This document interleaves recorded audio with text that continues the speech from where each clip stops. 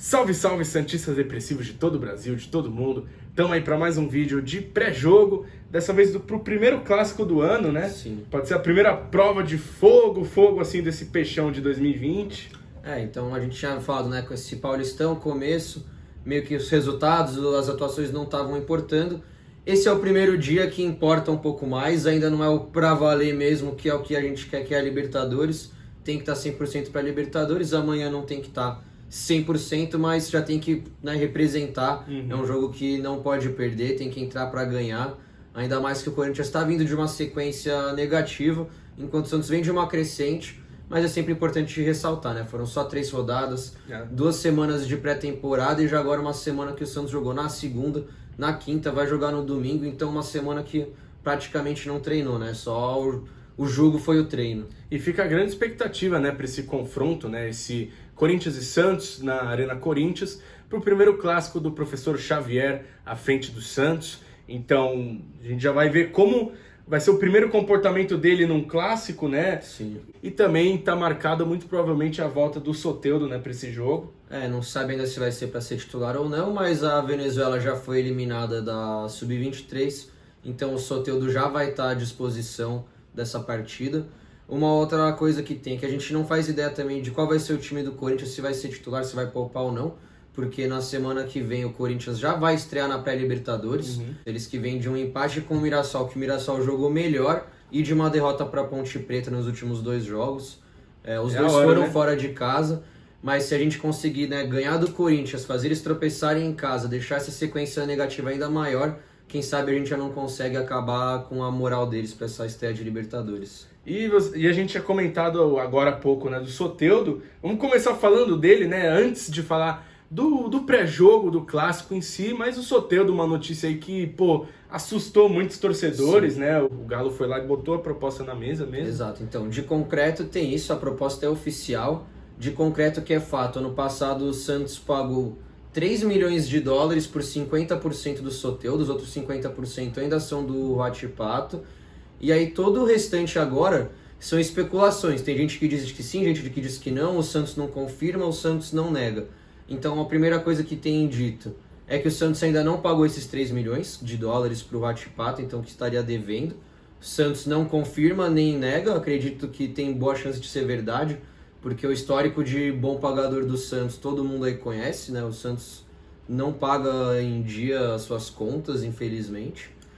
E a outra especulação que tem é que há uma cláusula também, ninguém nega, ninguém confirma, que existe uma cláusula que a partir de um determinado valor, caso venha uma proposta para o Soteldo, o Santos teria que cobrir e pagar e comprar os outros 50% do Huachipato. Então o Atlético Mineiro fazendo uma proposta de 12 milhões de dólares, o Santos, se quisesse manter o Soteldo, teria que pagar 6 milhões de dólares para o Huachipato para readquirir esses outros 50% que ainda não tem.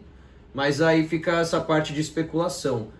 O presidente Pérez afirmou em uma entrevista que não tem nada de multa, que o Santos não deve nada para o Huachipato e que a multa do Soteldo é de 30 milhões de euros, por menos que isso ele não sai. Então a gente tem que agora aguardar os próximos capítulos aí dessa novela, mas o que tem de concreto é que sim, o Atlético fez uma proposta e que o Santos pagou 3 milhões de dólares por 50% no ano passado. E quem está bancando isso tudo, indo atrás para pagar esse valor do Soteldo, é o BMG. Então fica aí mais um... Não vai ter atleticano assistindo a gente, se tiver, obrigado pela audiência, mas cara, vocês são malucos de chegar e gastar 50 milhões assim de dinheiro que tá vindo do banco, um negócio que não faz sentido assim no futebol brasileiro em geral e que a gente vê se repetindo, né, uma vez atrás da outra. Então eu acho que o Soteldo fica, mas eu chutaria que o Santos realmente tem essa dívida aí com o Huachipato. Sim. O que o Santos não é coitadinho nessa história não é.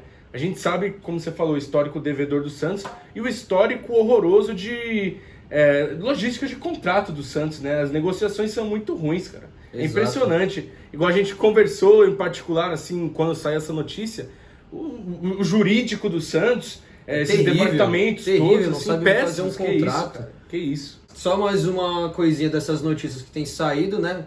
Na última sexta-feira, alguns sites peruanos e mexicanos noticiaram que o Santos estava acertando o empréstimo do Cueva para o Pachuca com opção de compra. mas não temos nenhuma notícia, nenhum portal brasileiro falou nada ainda. Vamos esperar, mas, pô, quem sabe a gente não consegue se livrar do Cueva. Vamos esperar e torcer, né? Exato. E tomar umas Itaipava, que já é quase carnaval também. Isso aí. Agora que ele não se reapresenta no Santos nunca mesmo. Mas então vamos falar do clássico, né? Agora o clássico vai pegar pra valer nesse domingo de manhãzinha às 11. O Santos, né? Lógico, são 3 jogos no ano até agora. Tá invicto, pelo menos. Tem tido uma evolução jogo após jogo. Claro que contra a Inter, apesar de ser a Inter, foi o jogo que, como você falou na análise, foi a melhor apresentação do Santos no ano. Mas acho que para jogar em Itaquera a gente tem que, com certeza, ter dessa vez a melhor apresentação mesmo do ano, né? Porque é sempre complicado jogar lá. Sim, a gente vendo aos poucos uma evolução física também. Começou muito mal, o time nos primeiros 2 jogos morreu no segundo tempo.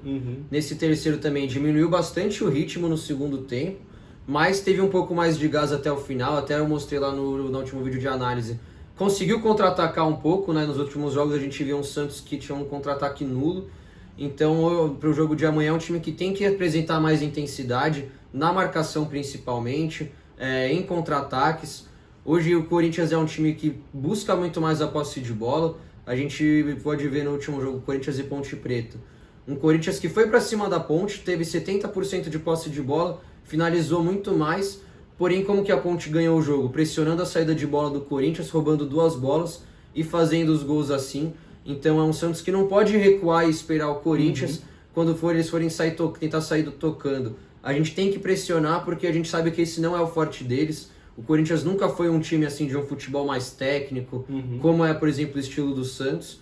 Então, lógico, o Santos tem uma característica diferente com o Gesualdo de recomposição rápida, de linhas defensivas próximas, mas não pode abrir mão de uma marcação um pouquinho mais pressão, porque se forçar, o Corinthians vai entregar. Isso mesmo. E por isso que eu também acho que a presença do Soteldo é essencial nesse clássico, né? Para dar, como a gente não vai ter o Marinho em uma das pontas, pelo menos ter ele para dar total velocidade na outra ponta.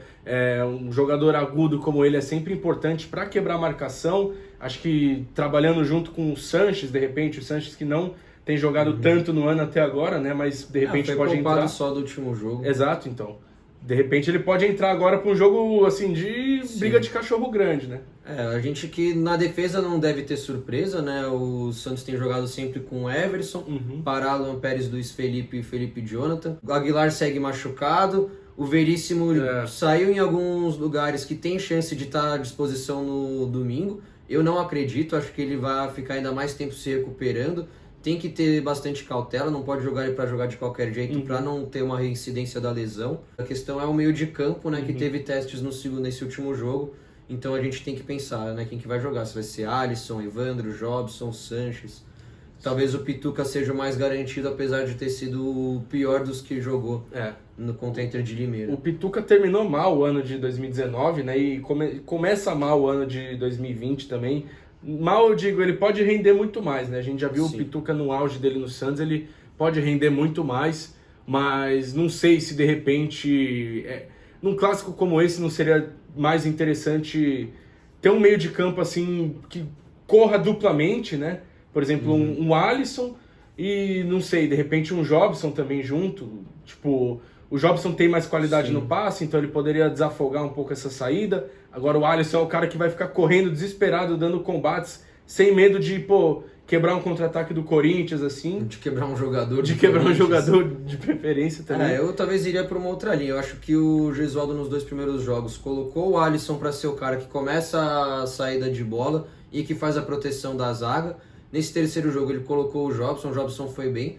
Mas eu acho que tem que botar o Pituca ali, porque o Pituca ele é melhor do que o Jobson e do que o Alisson na saída de bola. E tem uma marcação que, lógico, o Alisson é mais intenso nessa marcação, mas o Pituca também é muito bom. Para mim, o Sanches também é titular absoluto. E essa segunda peça para fazer a transição, ajudar na marcação, mas ajudar a fazer a transição para o ataque, eu gostaria de testar, por exemplo, um Pituca, Evandro e Sanches, Pituca, Giamota e Sanches, ou até o Jobson, que treinou também de segundo volante, apareceu no ataque algumas vezes no último jogo.